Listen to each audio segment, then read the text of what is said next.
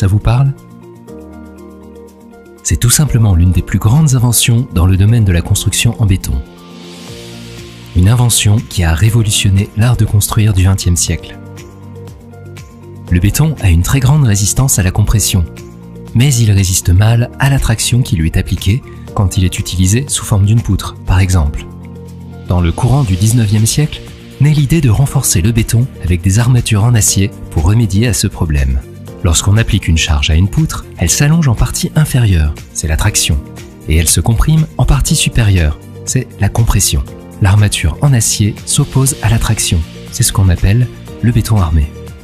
Mais pour optimiser les performances de ce mariage entre béton et acier, Eugène Freycinet a l'intuition au début du XXe siècle qu'une autre solution est possible. Le principe de la précontrainte est simple. Grâce à un câble d'acier introduit dans le béton et tendu au maximum par des vérins, il est possible de comprimer le béton proportionnellement à l'allongement du câble.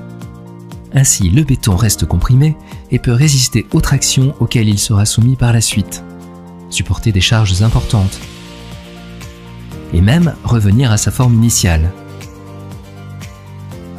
C'est ce procédé révolutionnaire que Freycinet a breveté en 1928 et baptisé précontrainte en 1933.